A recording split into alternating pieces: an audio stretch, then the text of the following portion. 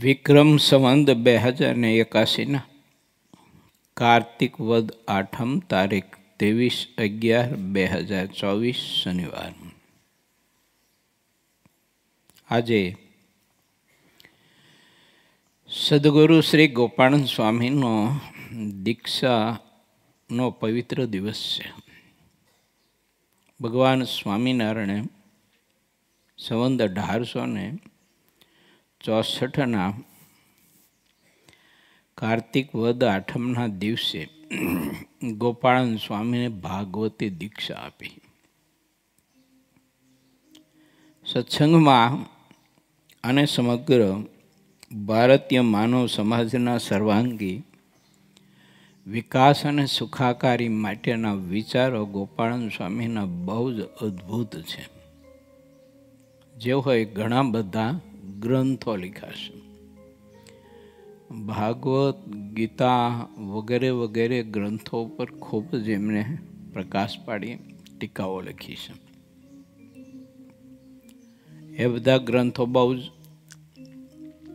વાંચ્યા જેવા, શ્રવણ મનન કર્યા જેવા છે.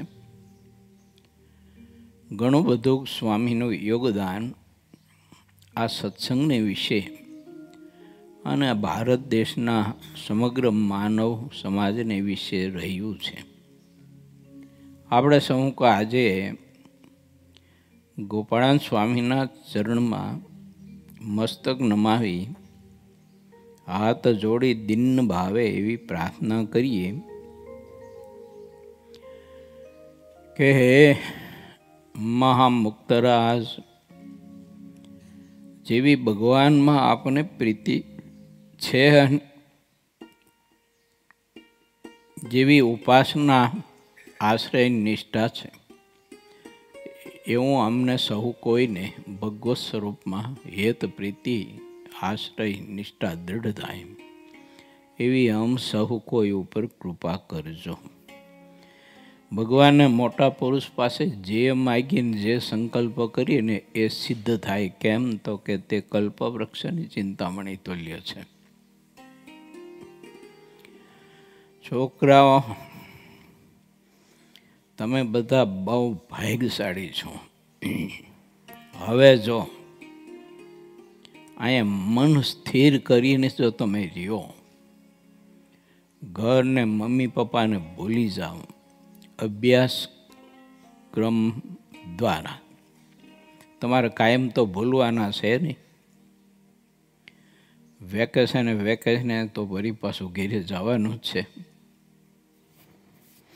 અને તમારા એકેના ઘર છે ને પૈડાવાળા નહીં હોય કે બધા કોક ડહીડીને લઈ જાય એને માટે સ્થિર મન કરીને રહેજો.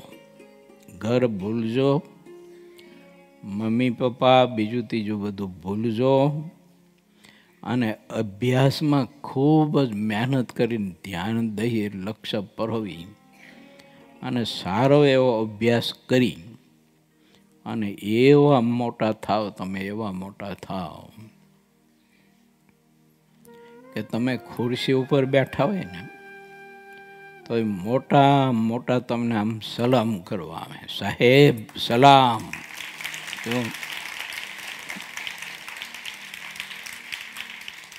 એવા મોટા થાવ બોલો.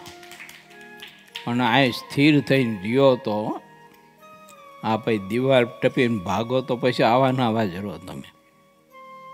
બબૂચક જ આવે. બબૂચક કોને કહેવાય ખબર?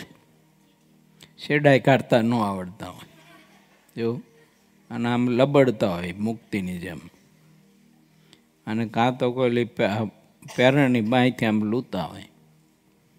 એટલે પેરણની બાંય બધી છે ને કોસલીન જેવી કરી નાખી હોય. એવા ને એવા રહ્યો.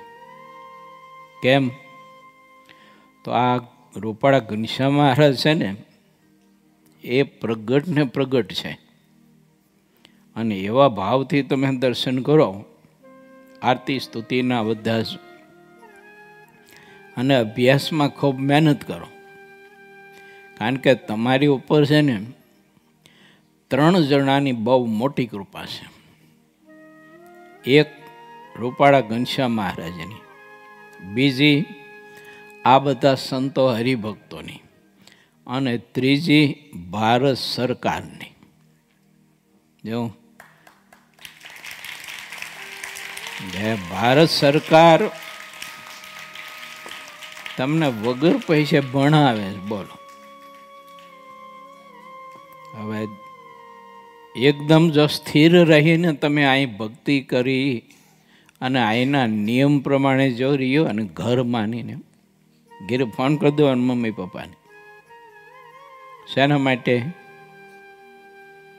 મને અહીં ફાવતું નથી એમ નહીં, ક્યારે એવો ફોન કરવાનો મમ્મી પપ્પાને કે આપણા ઘર કરતાં તો અહીં બહુ મોટું જબરું ઘર છે. એમ તમારું ઘર આવડું ખરું અહીંયા? પછી તમારા ઘરનો ચોક આવડો ખરો? પછી તમારા ગામમાં આવડી સ્કૂલ ખરી? પછી રહેવા માટેનું આવું છાત્રાલય ખરું? પછી આવું ભોજનાલય જમવાનું ખરું? પછી આવું ભોજન જમવા મળે તો કેટલું બધું શ્રેષ્ઠ છે. એટલે હવે છે ને મન સ્થિર કરીને રહેજો. જો તમે તમારો બધો જ અભ્યાસક્રમ દરમિયાન અહીંયા મન સ્થિર કરીને રહીને અભ્યાસમાં ખૂબ જ મહેનત કરશો અને સંતોએ આપેલા સંસ્કાર જો મેળવશો તો તમે કેવા થશો મોટા ખબર? સરદાર વલ્લભભાઈ પટેલ જેવા મોટા થાવ તમે. એવું કેવા થાવ? કેવા મોટા થાવ? અરે વાહ, ધન્યવાદ. થઈ ગયા ને? હું આપણે માની તો થઈ ગયા જ કહેવાય, પણ અહીં ટકો તો બસ. હા, જો ભાગો અહીંથી તો પછી નહીં. કાલે હું અહીંથી નીકળ્યો ને ત્યારે થોડાક પંપોડા વાગતા હતા. મને અહીં નથી પાવતું, મને અહીં નથી પાવતું. એટલે સ્થિર મન કરીને રહીજો. બહુ ભગવાનની મોટી કૃપા છે તે આવા પવિત્ર નૈમિષારણ્ય ક્ષેત્રમાં તમને અભ્યાસ કરવા માટેનો યોગ મળ્યો છે. બહાર સ્કૂલોમાં ને બહાર કેવું વાતાવરણ ખબર છે? ઓલા સાહેબ બીડી પીતા પીતા ભણાવતા હોય, કાં તો તમાકુ ચોરીને આમ હોઠમાં નાખી અને તમાકુ મોઢામાં રાખીને તમને ભણાવતા હોય. તમારા જેવડા છોકરા કેટલાય બીડી પીતા હોય, તમાકુ ખાતા હોય, ગુટકા ખાતા હોય, બજર ઊંઘતા હોય, જાતા થૂકીને ગળફા કાઢતા હોય. જો ત્યારે અહીંયા કેટલું બધું શ્રેષ્ઠ વાતાવરણ છે, કેટલી બધી સગવડતા છે. આવી સગવડતા તમારે ઘેરે ન હોય. માટે મન સ્થિર કરીને રહેજો.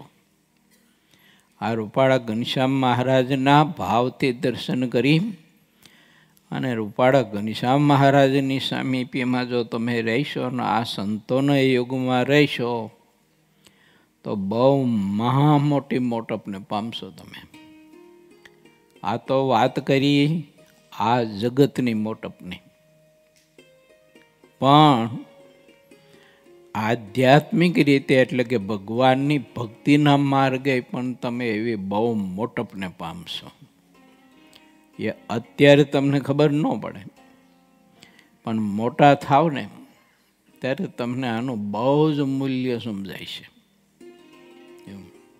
માટે એકદમ મન સ્થિર કરી બધું ભૂલી જાય અને રહેજો. અને મંદિરમાં જ્યારે આવો ત્યારે મંદિરમાં આવ્યા પછી કલબલાટ નહીં કરવાનો. તમે જ્યારે આવવાનું ત્યારે કલબલાટ બહુ કરો, અવાજ બહુ કરો, બોલવાનું નહીં. મૂંગા આવી બેસી જવાનું. કેમ? તો કે ઠાકોરજીની મર્યાદા રાખવી પડે આપણે. આ ભગવાન પ્રગટ છે આ કોઈ પથ્થરની મૂર્તિ નથી હો, પ્રગટ છે આ ભગવાન. તો એની મર્યાદા જેટલી રાખીએ એટલા એમના ગુણ આપણામાં આવે, એટલું એમનું સામર્થ્ય આપણામાં આવે. એવું એટલે મંદિરમાં જ્યારે પ્રવેશ કરો અને અહીંથી છૂટો અને છાત્રાલય સુધી પહોંચો તો અવાજ બહુ નહીં કરવાનો. છાત્રાલયમાં બહુ અવાજ નહીં કરવાનો, ગોકારો નહીં કરવાનો. અને જ્યારે નાહવા જાઓ ને ત્યારે સ્વામિનારાયણ સ્વામિનારાયણ સ્વામિનારાયણ સ્વામિનારાયણ સ્વામિનારાયણ સ્વામિનારાયણ એમ મંત્ર જપ કરતાં કરતાં સ્નાન કરવાનું, ઊંચા સ્વરે બોલવાનું. અમને તમારો અવાજ સાધુ આશ્રમમાં સંભળાવવો જોઈએ. બોલો એવી રીતના શો સ્વામિનારાયણ સ્વામિનારાયણ સ્વામિનારાયણ સ્વામિનારાયણ સ્વામિનારાયણ સ્વામિનારાયણ સ્વામિનારાયણ સ્વામિનારાયણ સ્વામિનારાયણ સ્વામિનારાયણ સ્વામિનારાયણ સ્વામિનારાયણ સ્વામિનારાયણ સ્વામિનારાયણ. વાહ વાહ, ધન્યવાદ. આવી રીતે ભજન કરતા કરતા નાવાનું હો. સારું, હવે તમારે નીકળવું હોય તો નીકળો, કારણ કે તમારે બહુ અગત્યનું કામ હોય ને પાછું. મોટા માણસો કહેવાય ને તમે, નહીં? ફ્રી છો? વાહ વાહ. તો આ કથા સાંભળજો. ભગવાન સ્વામિનારાયણે ભગવાનની જે ભક્તિ કરે છે એ કેવી મોટપને પામે છે એ બધી વાત 64ના વચનામૃતમાં બતાવી કે એવી મોટપને તે આત્મા પામે છે કે બ્રહ્મ સુષુપ્તિના જે ભાવ છે એનાથી પણ આત્મા પર થઈ જાય છે.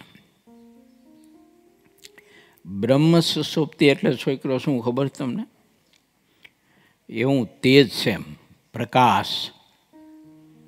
એટલો પ્રકાશ છે તો એ પ્રકાશથી પાછો તેની આત્મા પર થઈ જાય, ગતિ કરી શકે. લોકાંતરમાં અહીંથી વૈકુંઠમાં જવું હોય તો જઈ શકે, ગોલોકમાં જવું હોય તો જઈ શકે, બદ્રિકાશ્રમમાં જવું હોય તો જઈ શકે, શ્વેતદીપમાં જવું હોય તો જઈ શકે, અક્ષરધામમાં જવું હોય તો જઈ શકે, જઈને આવી શકે. મેં કીધું ને ગોપાળાનંદ સ્વામીનો આજે દીક્ષા દિવસ છે. એ ગોપાળાનંદ સ્વામી તમારી જેવડી ઉંમરના હતા અને એના બધા મિત્રો તમારી જેવડી ઉંમરના, નાના નાના છોકરા. પછી એમનું ગામ ટોરડા, તે ટોરડા ગામની નદીએ સ્નાન કરવા માટે બધા છોકરાને લઈને જાય. ત્યારે ઓલા છોકરા બધા એનું નામ હતું ખુશાલ ભટ્ટ, દીક્ષા લીધા પહેલાં. એટલે ખુશાલ ભટ્ટ છોકરાને પૂછે, બોલો મિત્રો, તમારે સરયુ નદીમાં સ્નાન કરી અને અયોધ્યામાં રામ જન્મભૂમિના અને હનુમાનગઢીના હનુમાનજી મહારાજના દર્શન કરવા છે? એટલે છોકરા કે હા. અને એ હનુમાનજીના સાકરિયાના પ્રસાદના સાકરિયા તમારે ખાવા છે? છોકરા કે હા. તો હાલો આંખો વીંચી જાઓ. એટલે બધા છોકરા આંખો વીંચી અને બેસી જાય. અને એ ખુશાલ ભટ્ટ સંકલ્પ કરે ત્યાં બધા છોકરાઓ ઠેઠ અયોધ્યા પહોંચી ગયા હોય, સરયુ ગંગાના કિનારે.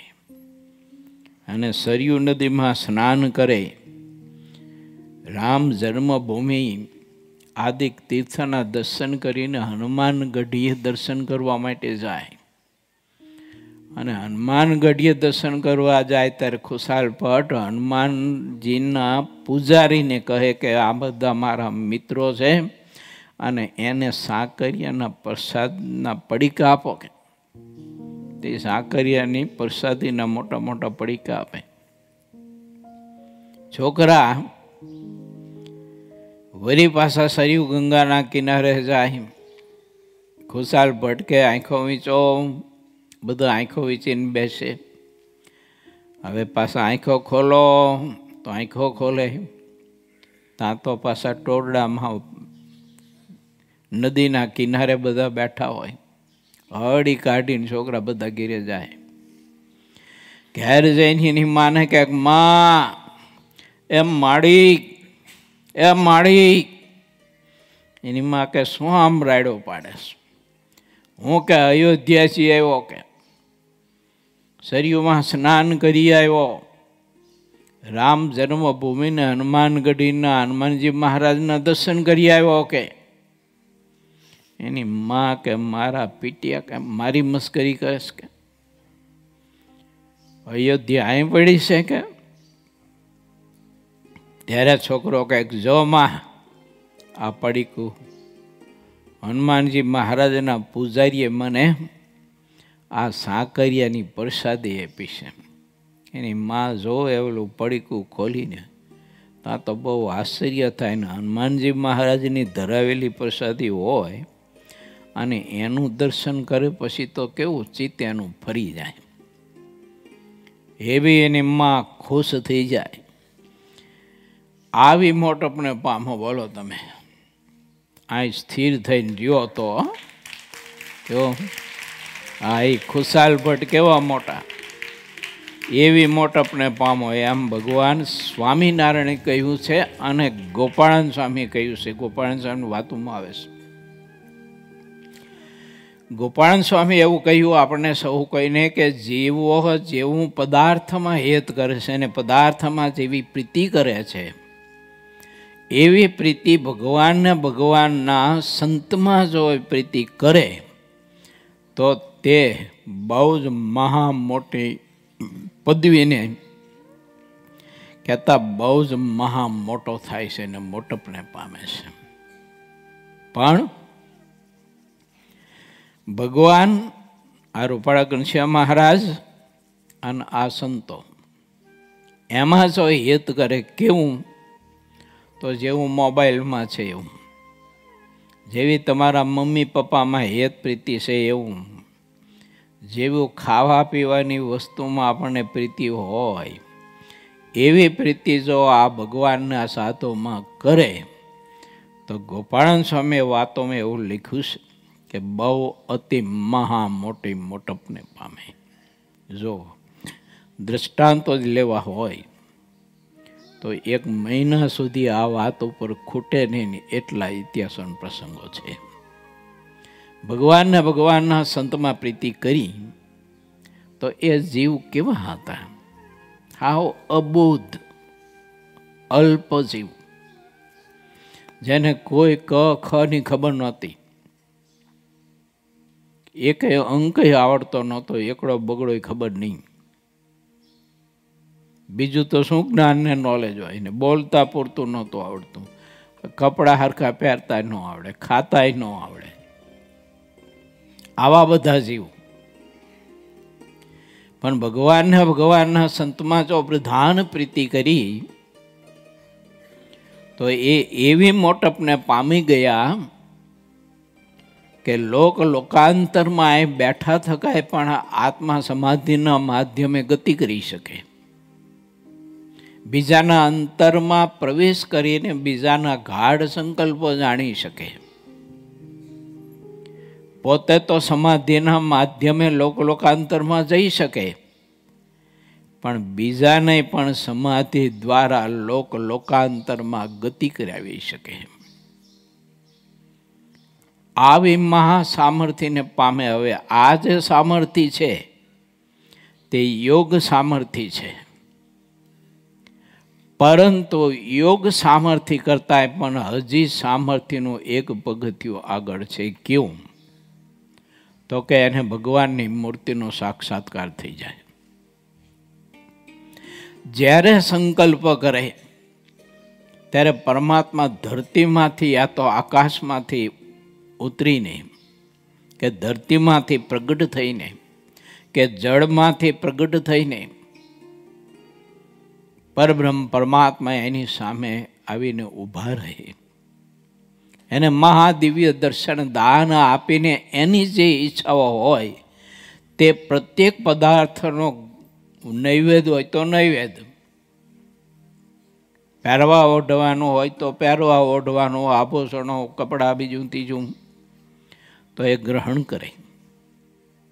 મહાદિવ્ય અલૌકિક એને આનંદ આપે, એની સાથે કલાકોની કલાકો સુધી મીઠી મીઠી વાતો કરે.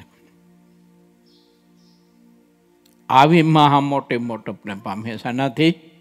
તો કે જેવી પદાર્થમાં પ્રીતિ કરે છે જીવ, ખાવા પીવાના, ઓઢવા પહેરવાના, અરવા ભરવાના, રહેવાના, બીજા ત્રીજા બધા જે કંઈ પદાર્થ એ જ કિંચિત પદાર્થ કહેવાય.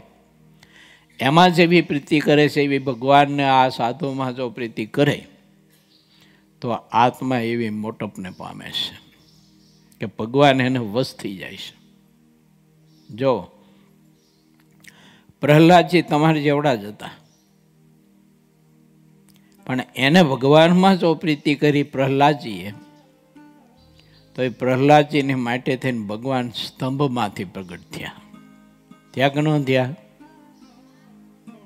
ભગવાનમાં જો આપણે એવી પ્રીતિ કરીએ કે સંતમાં એવી પ્રીતિ કરીએ તો આપણા માટે ઠાકોરજી ગમે તે ઝાડવામાંથી પ્રગટ થાય. આ લીમડા પ્રતીક છે ને, તો એ લીમડા કે આંબાના વૃક્ષ બધા જે કંઈ આપણે વાવ્યા છે, તો જો એવી પ્રીતિ ભગવાનને ભગવાનના સંતમાં હોય તો ઠાકોરજી એ લીંબ વૃક્ષમાંથી પ્રગટ થઈને આપણી બધી જ કામનાઓ પરિપૂર્ણ કરે. જ્યારે સંકલ્પ કરો ત્યારે ઠાકોરજી તમારી સામે આવીને ઊભા રહે. ખેંગાર ભક્ત કે રૂડા ભક્ત કે હંસરાજ ભક્ત, ખોલડિયાદ ગામના, કે જેને આ ગ્રંથ લખ્યો છે તે સિદ્ધાનંદ સ્વામી, જ્યારે સંકલ્પ કરે, ખેતરે ગયા હોય, ભાત લઈને જમવાનો સમય થાય ને સંકલ્પ કરે, મહારાજને જમાડવા માટેનો માનસી પૂજામાં બેઠા હોય અને આંખ ખોલે ત્યાં તો એનું ભાત ખોલીને મહારાજ પોતે બેઠા બેઠા જમતા હોય. એને સંકલ્પ થાય કે અતિ ભારે સિઝન છે ખરેખર એ અગત્યની, અને જમવામાં 15-20 મિનિટ અડધી કલાકનો સમય તો થાય તો પછી મારું હાથી ખોટી થાય, કામ ખોટી થાય. તો ભગવાન સ્વામિનારાયણ ત્યાં પ્રગટ થઈ અને તે ભક્ત જમે ત્યાં સુધી એનું હાથેડું આંકે, એનો કોષ આંકે, એનું સોરવાનું હોય તો સોરવાનું કામ કરે. કોઈ કોઈ બહેનોને સંકલ્પ થાય કે આજે સરસ મજાના રોટલા બન્યા છે, ફૂલીને દડા જેવો રોટલો થયો છે, અને આ રોટલો તો મારા ઠાકોરજીને જમાડવા જેવો છે, પણ હવે શું કરું, મહારાજ તો ઠેઠ વડતાલ બિરાજે છે.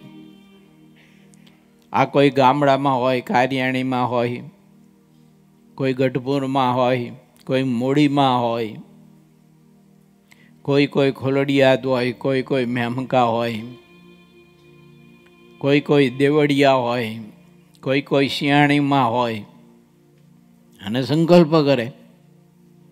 તો એ બહેનો રોટલા કરતાં કરતાં આવો સંકલ્પ કરે તા તો ભગવાન સ્વામિનારાયણ એના ઘરના આંગણામાં આવી અને માણકી ઘોડી ઉપર અસવાર થઈને પ્રભુ બેઠા હોય ને આવીને ઊભા હોય ને માથે છત્ર ભગુજીએ ધાર્યું હોય, 2-4 સંતો સાથે હોય, અને માણકી ઘોડી જ્યાં હણહણાટ કરે ત્યારે એ બહેનો રસોઈ કરતા હોય એ રસોડામાંથી બારીમાંથી ડોકું કાઢીને જ્યાં જુએ ત્યાં તો એના ઘરના આંગણામાં અક્ષરધામના અધિપતિ પુરુષોત્તમ નારાયણ પોતે માણકી ઘોડી ઉપર સફેદ વસ્ત્ર ધારણ કરી અને મહારાજ પોતે બેઠો હોય, મંદ મંદ હસતો હોય, અને રસોડામાંથી બહાર આવીને હળી કાઢી અને મહારાજને પંચાંગ પ્રણામ કરીને હાથ જોડીને પ્રાર્થના કરીને મહારાજને આવકારીને કહે કે પધારીએ મહારાજ, પધારીએ. આજ ઘેર તમે મહારાજ આવી રીતે વગર આમંત્રણને અચાનક પ્રભુ અમારે ઘેર પધાર્યા. મહારાજ કે તમે સંકલ્પ કર્યો હતો ને કે રોટલો ફૂલીને સરસ મજાનો દડા જેવો થયો છે, એ મારા મહારાજને જમાડવા જેવો છે.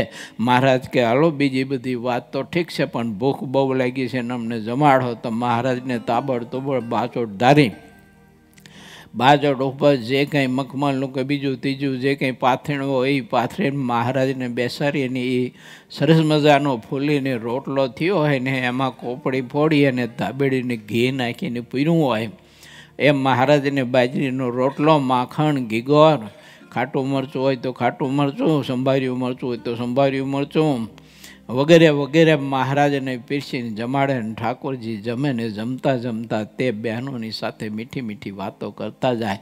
આ મણિમાનો પ્રસંગ હું તમને કહી રહ્યો છું. ખોલિયાડિયાદ ગામમાં સિદ્ધાનંદ સ્વામીની માં કે જેને ભગવાન સ્વામિનારાયણે આવા મુક્ત એને પેટે મોકલા અને એ મણિમાં આવો સંકલ્પ કરે અને તરત જ ભગવાન સ્વામિનારાયણ એને ઘેર પ્રભુ પ્રગટ થતા. બિરાજતા હોય તો ગઢપુરમાં યા તો વડતાલમાં, પણ આ ભક્તિભાવ એવો હતો તે ઠાકોરજી બીજા દિવ્ય સ્વરૂપે પ્રગટ થઈ અને એ મણિમાના ઘડેલા રોટલા મહારાજ જમે. જેમાં પછી ઉચ્ચિષ્ટ પ્રસાદ મહારાજ આપે એમને, લ્યો માં મણિમા આ અમારો ઉચ્ચિષ્ટ પ્રસાદ જમો, લ્યો આ થાળ. એમ કરીને જમેલો થાળ મહારાજ આપે મણિમાને. એ લઈને રસોડામાં જાય.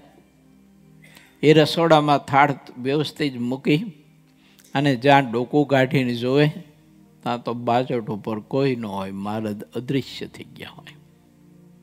આવી મોટપને આત્મા પામે. શેનાથી? ભગવાનમાં અને ભગવાનના સંતમાં અતિશય અસાધારણ પ્રીતિ કરે કે જેવી પદાર્થોમાં પ્રીતિ છે, ઘર વખરી સગા સંબંધીઓમાં કે દેહમાં જેવી પ્રીતિ છે એવી પ્રીતિ ગોપાલ સ્વામી આમ કહે છે કે જો આ મૂર્તિમાં કરે અને આ સંતમાં પ્રીતિ કરે તો આવી મોટપને આત્મા પામે. ઓલી તો સામર્થ્ય ઐશ્વર્યની મોટપ છે, યોગ મોટપ કહેવાય. એ મોટપમાં બીજો કોઈ માલ નથી. લોકો આપણને માને પૂજે એટલો જ માલ, એમાં બીજો કોઈ માલ નંબરે. એમાં મૂર્તિનું સુખ ન આવે. અને જ્યાં સુધી મૂર્તિનું સુખ આત્માને ન આવે ત્યાં સુધી જગત, વિષયો, દેહ, સંબંધીઓ એના સંબંધો ન તૂટે. એ બ્રહ્મ સુષુપ્તિમાં લીન થાય, એથી આગળ ગતિ ન કરી શકે સામર્થ્યવાળો. અને પરમાત્માની મૂર્તિના સંબંધવાળો આત્મા એ પરમાત્માની મૂર્તિનો આનંદ ચાહે ત્યારે જ્યારે સંકલ્પ કરે ત્યારે મહારાજની મૂર્તિનું સુખના આનંદ પ્રાપ્ત કરી શકે. એને જેવું કરવું હોય એવું કરે. પાછો મહારાજને જેવા લાડ લડાવવા હોય એવા લડાવી શકે. મહારાજ એ જ રીતે એની સામે પ્રગટ થાય. પાછા માનો કે ક્યાંક સરોવરમાં કે નદીમાં કે વાવમાં કે કૂવામાં ક્યાંક સ્નાન કરવા માટે ગયા હોય અથવા પોતાના ઘેર ત્રાંબાકુંડીમાં જળ ભરીને સ્નાન કરતા હોય, આવી રીતે ઠંડી બંડી હોય અને ઉનામણીયામાં પાણી ગરમ કરી અને બાલટીમાં લઈ અને સ્નાન કરતા હોય ને સ્નાન કરતાં કરતાં સંકલ્પ થાય કે મારા મહારાજ હોય તો અંગ ચોડી મારા મહારાજને હું સ્નાન કરાવું. અને આવો જ આ સંકલ્પ થાય ને ત્યાં ઠાકોરજી ત્યાં પ્રગટ થયા હોય ને આવીને મહારાજ સ્નાન કરવાના ઘાટ ઉપર આવીને બેસી જાય. એને ભાવથી ભક્ત સ્નાન કરાવે, અંગો અંગ ચોડીને સરસ મજાના વસ્ત્રો પરિધાન કરાવે, આભૂષણો ધારણ કરાવી મહારાજનું યજન પૂજન કરી પોતાને ઘેર લઈ જાય. ઘેર લઈ જઈને મહારાજના માટે મીઠા સ્વાદિષ્ટ સરસ મજાના થાળ કરી મહારાજને જમાડે. જેમાં પછી મહારાજ ખાટલા ઉપર બેઠા હોય તો એ ખાટલા ઉપર બેઠા બેઠા તે ભક્તોના પરિવાર સામે બધો બેઠો હોય, જે કંઈ 2-5 હાથ ઘરના સભ્યો હોય, તો એ મહારાજની સન્મુખ બેઠા હોય ને મહારાજ સરસ મજાની મીઠી મીઠી વાતો કરતાં કરતાં તે પરિવારને પોતાના સંતોનું મહાત્મય મહારાજ સમજાવતા, જેમ સંતો મહારાજનું મહાત્મય જીવને સમજાવતા ને એમ મહારાજ પણ પોતાના સંતોનું મહાત્મય ખૂબ સમજાવતા હતા. અને એવું મહારાજ કહેતા કે ભક્તો, તમને જે આ સંતો મળ્યા છે, તમને જે આ સંતો મળ્યા છે એ તો મોટા મોટા સૃષ્ટાઓને ને મોટા મોટા તપસ્વીઓને ને મહા મોટા સમર્થોને અને રાજા મહારાજાઓ અને મોટા ચક્રવર્તી સમ્રાટોને પણ આ સંતનું દર્શન થવું દુર્લભ છે.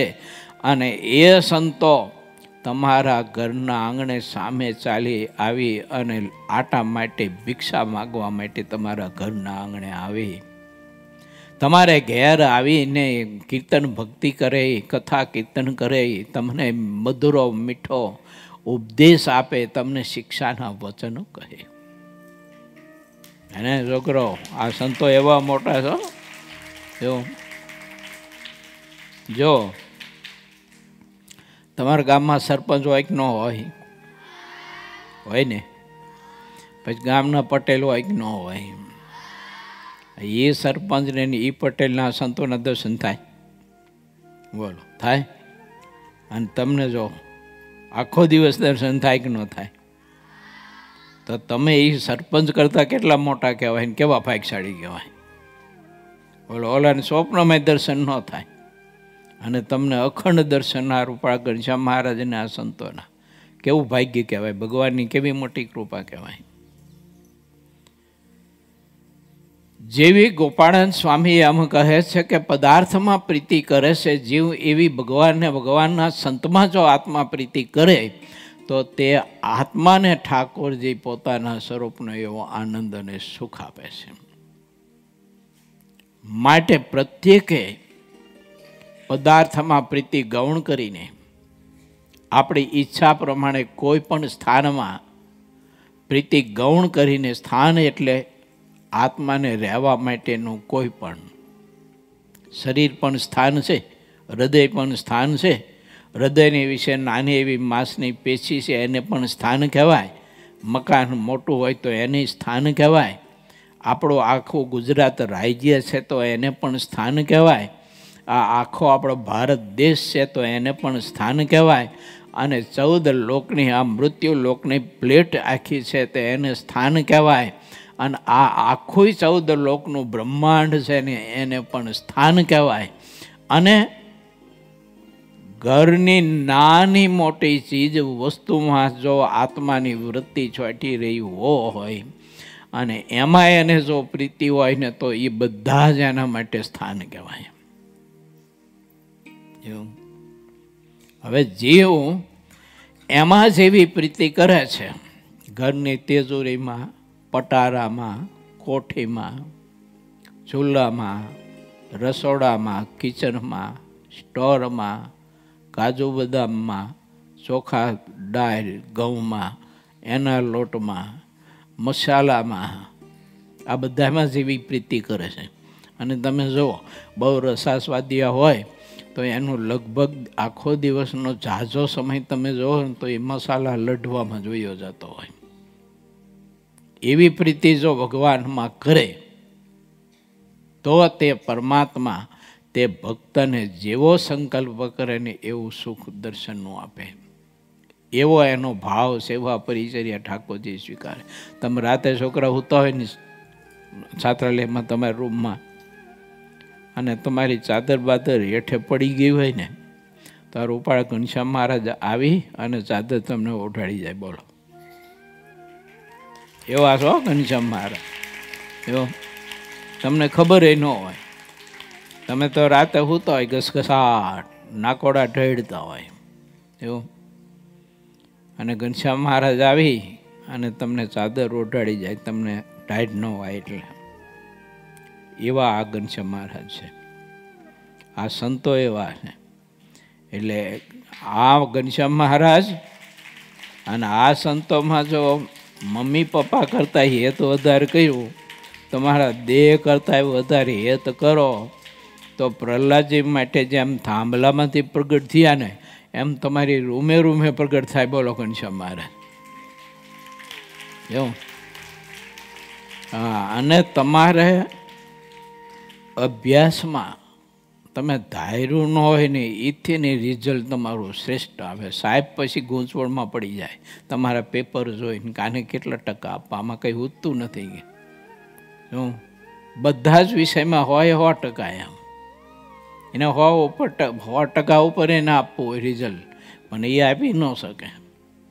એવું તમે જ્યારે પેપર લખવા બેસો ત્યારે આ ઘનશ્યામ મહારાજ છે ને એ તમારા આખા શરીરમાં એમની શક્તિ મૂકી અને પછી તમારી બુદ્ધિમાં, હાથમાં, તમારી આવડતમાં, યાદશક્તિમાં આ રૂપાળા ઘનશ્યામ મહારાજ પ્રવેશ કરી અને આખું પેપર તમારી પાસેથી લખાવે. બોલો.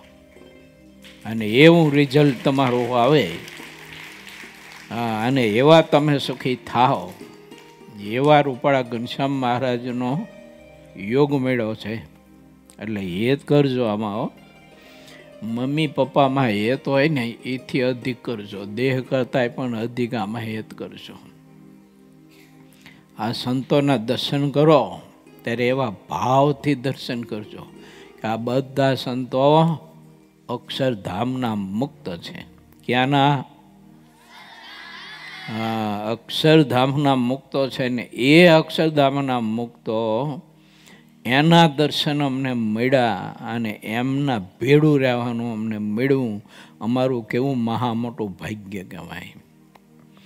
આટલું જો તમે કરો ને તો તમે છે ને કરોડો રૂપિયાના આસામી થાવો. કરોડો રૂપિયાના. જો તમારા ઘેર તમે જુઓ ને તો એ 8, 10, 15, 20, 25 તિજોરીઓ મોટી મોટી બંડલની આખી ભરી હોય. એવા તમે સુખી થાવ. પૈસા જોઈ કે ન જોઈ? પૈસા તો જોઈ જ ને તને. પૈસા વગર તો આપણને હું કોઈ કંઈ આપે નહીં. સારો બંગલો બાંધતો હોય તો પૈસા જોઈ ને. પછી બીજું કંઈક લાવવું હોય તો પૈસા જોઈ કે ન જોઈ? જોઈ તને. પૈસા હોય તો બીજું આવે, નહીં તો બીજું ન આવે. માટે ભગવાનના સંતમાં એવી પ્રીતિ કરજો. ચાલો ત્યારે આપણે હવે આગળ પ્રવેશ કરીએ.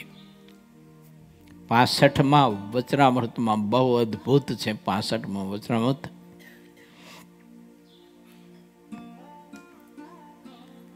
પૂરે 21મું તરંગ 66મો ગરડા પ્રથમ પ્રકારનું 65મું વચનામૃત. શ્રીહરિની 4 પ્રકારની સહજ રુચિ. તેનું ફાગણ વધી 14ને દિવસ શ્રીજી મહારાજ દાદા ખાચરના દરબારમાં બિરાજમાન હતા અને પોતાના પોઢવાના ઓરડાની ઓસરીએ ગાદી તકિયા ઉપર શ્રીહરિ બેઠા હતા. ત્યારે સર્વ શ્વેત વસ્ત્ર ધારણ કર્યા હતા અને પોતાના મુખારવિંદની આગળ મુનિ તથા દેશ દેશના હરિભક્તોની સભા ભરાઈને બેઠી હતી. તે વખતે મોક્ષ ધર્મની કથા થઈ રહી હતી. પ્રાગજી દવેની પાસે શ્રીહરિ નિત્ય કથા વંચાવતા હતા, કારણ કે શ્રીહરિને કથા શ્રવણનું ઘણું વ્યસન હતું.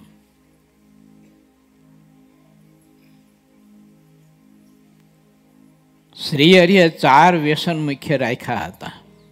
તે વ્યસન વિના તેમને એક ઘડી પણ ચાલતું નહીં.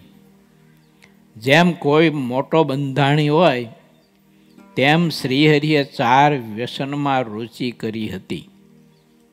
ક્યાં તે 4 વ્યસન? તો 1, ભગવાન સંબંધી જે કોઈ ગ્રંથ હોય તેને સાંભળતા તૃપ્તિ થતી નહીં. સાહિત્યનું વ્યસન. ભગવાનના આશ્રિત માત્રને ત્યાગી કે ગ્રસ્ત બધાને સાહિત્યનું વ્યસન હોવું જોઈએ. તમે ગમે તેટલા બીજી હો અને ગમે તેવા બીમાર હો, પણ કોઈને ચાનું વ્યસન હોય તો એ બીમારીમાં ચા પીવો ભૂલી જાય.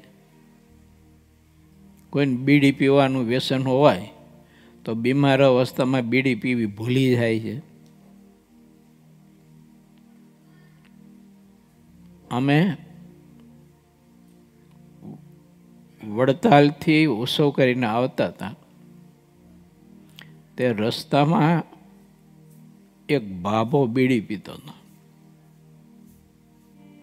અમદાવાદ જે રિંગ રોડ છે ને, આ એ રિંગ રોડથી અમે જતા હતા તે જોયું મેં, તે કે 4 રસ્તા પર એક બાબો ઊભો બીડી પીતો તો બાબાને તમે જાઓ ને તો ગાલ બાલ તો હાવ અંદર ગરી ગયેલા, ગોબા પડી ગયેલા, આંખો બધી ઊંડી ગયેલી, અને તોય મોજથી આમ 2 આંગળા વચ્ચે બીડી રાખીને આમ બીડી પીને કરતો હતો ઊભો. જો તો આપણને એમ થાય કે હા શરીર તમે જુઓ તો હાવ કરકા જેવું થઈ ગયું, હાડ પિંજર જેવું, તો એ બીડી નથી છોડતો. કેવું વ્યસન! માટે પ્રત્યેક ત્યાગી કે ગ્રસ્ત કે ભાઈઓ, હું તો પ્રત્યેક હરિભક્તોને જે કંઈ દેશ વિદેશમાં કથા સાંભળો છું એ બધાને આગ્રહપૂર્વક વિનંતી કરું છું, વચનામૃત, સત્સંગી જીવન, સત્સંગી ભૂષણ, ગોપાળન સ્વામીની વાતો, ગુણાતીતાનંદ સ્વામીની વાતો, તદ્રુપાનંદ સ્વામીની વાતો, અક્ષરાનંદ સ્વામીની વાતો, નિર્ગુણદાસ સ્વામીની વાતો, નિષ્કુળાનંદ કાવ્ય, ભક્ત ચિંતામણી, ગીતા, ભાગવત, રામાયણ, મહાભારત વગેરે વગેરે ગ્રંથો વાંચજો. એલા બધા રોજ નિયમ રાખજો, મોબાઈલમાં સમય ખોટો નહીં બગાડતા, સાહિત્ય વાંચજો. કાલ હું, પરેશ ભગત અને સુરેશ સાહેબ આપણા જન્મમંગલ મહોત્સવ માટેના અમુક વિચારો માટે ભેળા થઈને બેઠા હતા બેઠક રૂમમાં.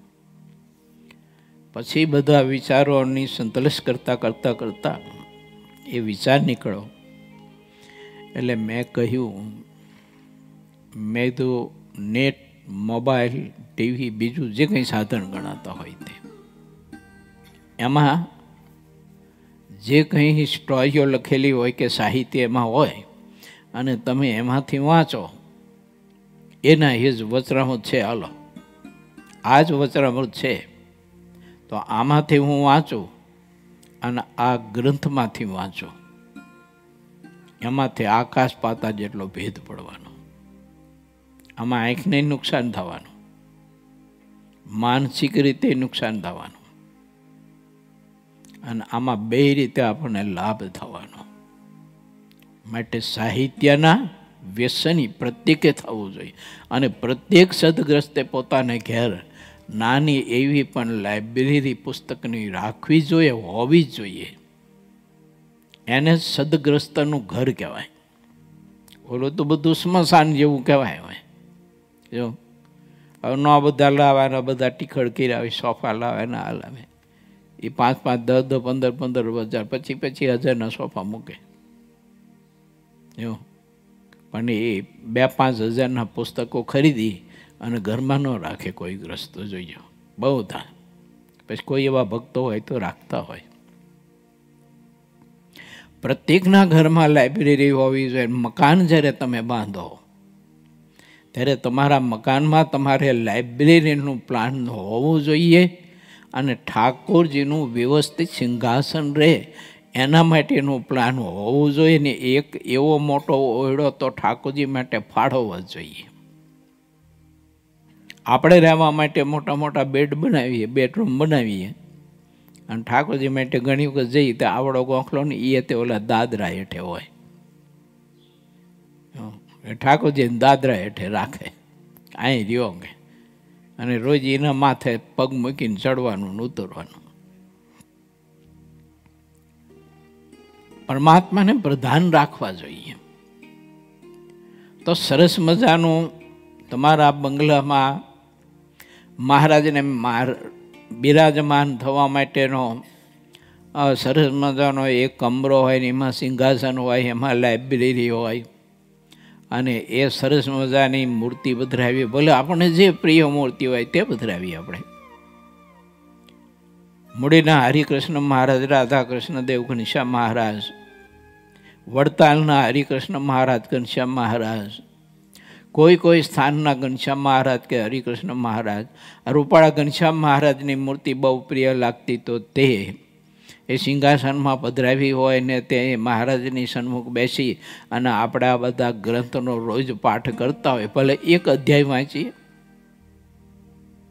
1-2 પ્રકરણ જ વાંચીએ, પણ ઘરના સભ્ય જો આવી રીતે નિત્ય ભેળા થઈ અને તે પુસ્તક વાંચે, એની કથા કરે, તો એમાંથી કેટલા બધા સંસ્કારો આવે ને એમાંથી કેટલું બધું બળ મળે. આજ આપણી ખરેખર સાચી સંસ્કૃતિ છે, આજ આપણી સાચી સંપત્તિ છે. પણ આજે આપણે સંપત્તિને ભૂલીને ભૌતિકવાદને વધુ આપણે પ્રાધાન્યતા આપવા માંડ્યા. આપ્યું એના કારણે પરિવારોમાં કે દીકરા દીકરીઓમાં સંસ્કાર બધા બગડ્યા. એનામાં ન આવવાના બધા સંસ્કાર બધા આવ્યા. માટે વિચારવું, ભગવાન સ્વામિનારાયણના જીવનથી આપણને વિચાર આપે છે સિદ્ધાનંદ સ્વામી, કે ભગવાન સ્વામિનારાયણને 4 વ્યસન હતા. પહેલું કેવું, તો કે ભગવાન સંબંધી જે ગ્રંથો હોય તે સાંભળવા, અને એમાં કોઈ દિવસ તૃપ્તિ નહીં થતી. બીજું, ભગવાન સંબંધી કીર્તન સાંભળતા તૃપ્ત થતા નહીં મહારાજ. ત્રીજું, ભગવાન સંબંધી વાતો કરતા, કથા વાર્તા ખૂબ કરતા, ભગવાન સંબંધી, ભગવાનને ભગવાનના સંતનો મહિમા મહારાજ બહુ ગાતા અને બીજા ગાતા હોય તે સાંભળતા. અને ચોથું, ભગવાન તથા ભગવાનના જે અનન્ય ભક્તો હોય તેના માટે જે કાંઈ કરવાનું હોય તેમાં ઘણો ઉત્સાહ રહેતો. જે કાંઈ એટલે જો મોટા મોટા ઉત્સવ, પછી ભક્તો માટે રસોઈ બનાવવી હોય તો એ મહારાજ પોતે જાતે રસોઈ કરવા માટે જઈને મંડી પડતા. લોહિયામાં જુઓ ને 2 મહિના સુધી મહારાજે શાકોત્સવ કર્યો. 2 મહિના સુધી મહારાજે શાક રોજે રોજ બનાવીને ભક્તોને સંતોને જમાડતા. એમ તો બહુ જગ્યાએ ઘણા બધા પ્રસંગો છે. ઓલા એક મંડળો હતા ને 65, એ કંકોડા લાવેલા ગુજરાતમાંથી. હરિભક્તો વીણતા હતા ને કંકોડા ઘણા ભેગા થયા હતા, અને અહીંયાથી ઓલા એક મંડળો બધા નીકળેલા. તે પછી હરિભક્તો કે આ કંકોડા છે પણ હવે ગઢડા પહોંચાડવા છે, પણ કેમ પહોંચાડવા? ઓલા એક મંડળો કે અમે પહોંચાડી ગયા. તે બધા મણ કંકોડા ઉપાડ્યા. બોલો, 65 મણ, 65 એક મંડળ હતા. તે 65 મણ કંકોડા લાવ્યા અને ત્યાં ગઢપુર આવ્યા. મહારાજ કે લક્ષ્મી બાગે પહોંચાડો. તે લક્ષ્મી બાગે પહોંચાડ્યા ને પછી મહારાજે સભામાં કહ્યું કે આ સંતો બધા કંકોડા લાવ્યા છે ને આપણે કંકોડાના શાકનો ઉત્સવ કરવો છે. જીવબા ને લાડુબાને મહારાજે કહ્યું,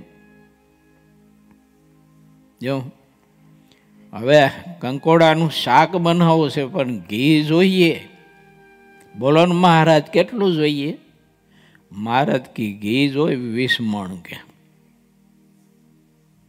હા, 65 મણ કંકોડા, 20 મણ ઘી થઈ જાય છે મહારાજ. બધી વ્યવસ્થા થઈ ગઈ અને મહારાજે 20 મણ ઘીનો વઘાર મૂકીને 60 મણ કંકોડા વગાડ્યા લક્ષ્મી બાગમાં, ગઢડામાં.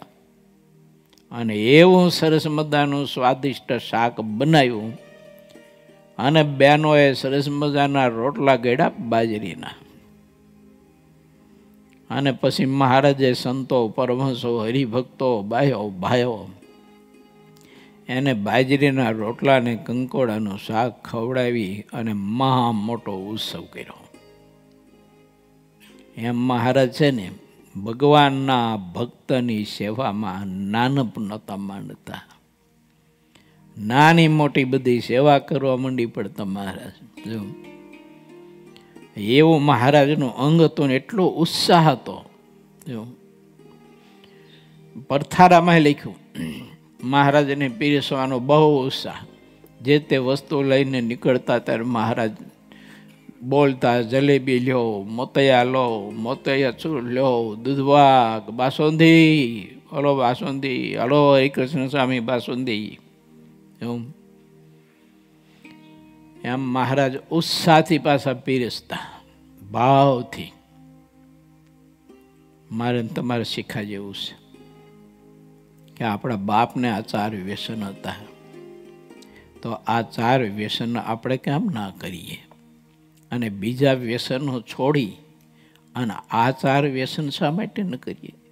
બીજા વ્યસનોમાં કંઈ માલ નથી, કોઈ લાભ નથી, બધી રીતે નુકસાન, શરીરથી માંડીને શરીરના અંદરના કોષથી માંડીને બધી રીતે નુકસાન.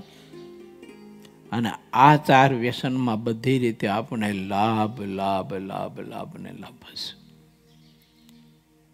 તો સિદ્ધાનંદ સ્વામી એમ કહે છે કે મહારાજને આ 4 વ્યસન હતા. જેમ અતિશય લોભે માણસને ધર્માવૃત્તિ રહે અને અતિશય વિષય માણસને જેમ વિષયમાં મન રહે, તથા જેમ ચકોરને ચંદ્ર પર ઘણો પ્રેમ રહ્યો છે, તેમ શ્રીહરિને તે 4 બાબતમાં અતિશય ભાવ રહેતો હતો.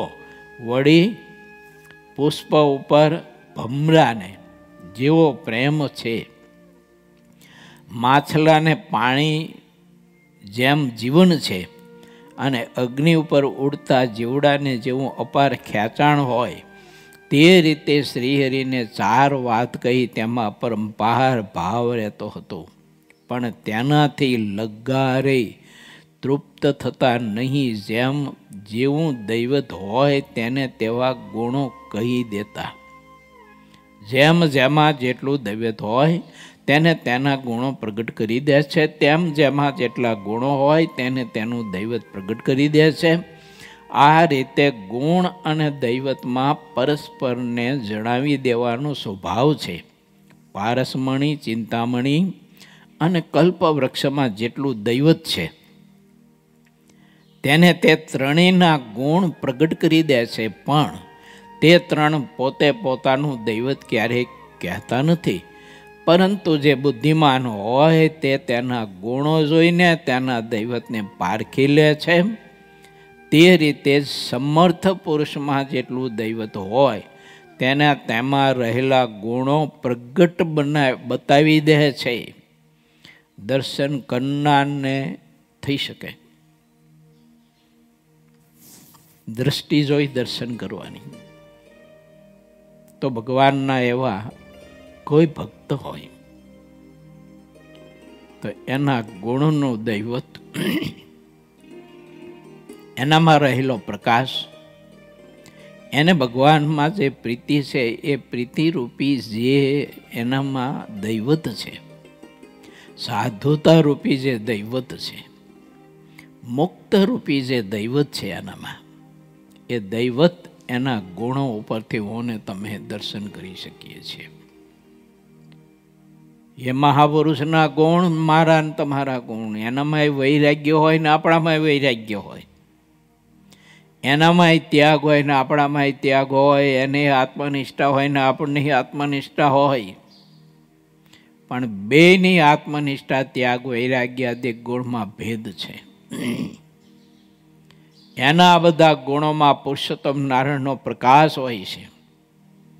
આપણા એ ગુણોમાં પ્રકાશ હોય કે ન હોય, હોય તો કદાચ કેટલો હોય, કેટલા અંશે હોય, કેટલા ટકાવારી હોય. મોટા પુરુષો જે હોય તો એના ગુણોમાં 100% પુરુષોત્તમ નારાયણનો પ્રકાશ હોય. હવે આ રીતે જો મને તમને દર્શન કરતા આવડે તો એ પુરુષના ગુણોના દર્શનથી એનામાં રહેલું દૈવત અને એની રહેલી સ્થિતિ હોને તમે સમજી શકીએ. અને એ સ્થિતિ જો સમજી શકીએ તો આપણે એની અનુવૃત્તિમાં યા તો એની મરજીમાં આપણે રહી શકીએ. અને એની મરજીમાં જો આપણે રહી શકીએ તો એના જેવી જ સ્થિતિએ પહોંચીએ. એના જેવી જ સ્થિતિ બંધાય મારીને તમારી, એમાં જરાય ભેદ ન રહે, મણા ન રહે. માટે વિચારીએ. બહુ અદ્ભુત કથા છે. 16મી ચોપાઈ સુધીની આપણે કથા લીધી છે. હવે 17મી ચોપાઈમાં આવતીકાલે કથામાં પ્રવેશ કરીશું. પરંતુ આવતીકાલની કથા સુરત નગરીમાં તાપી મૈયાના કિનારે સ્વામિનારાયણ સંસ્કાર ધામ જોથાણ રૂપાળા ઘનશ્યામ મહારાજ બિરાજે છે, એમની સામીપ્યમાં આવતીકાલની કથા પ્રસ્તુત થઈ છે. શનિવારથી શનિવાર સુધી એ સુરતમાં કથા થઈ છે. અને વળી પાછા શનિવારે હરિકૃષ્ણ મહારાજ અને હરિકૃષ્ણ સ્વામી પાછા અહીંયા આત્મીય સભા હોવાથી રૂપાળા ઘનશ્યામ મહારાજની સાનિધ્યમાં સંસ્કાર ધામમાં આવી અને કથા પાછી પ્રસ્તુત થઈ છે આગળની. આપણી જાણ માટે વાળા ભક્તો, 65માં વચનામૃતની કથા બહુ અદ્ભુત છે. તો એમાં થોડોક આપણે મહારાજે જે પ્રકાશ આપ્યો છે ને, તે પ્રકાશ મેળવવા માટે પ્રયત્ન કરવો છે. એટલે 16મી ચોપાઈ મેં કથા થોભાવી છે.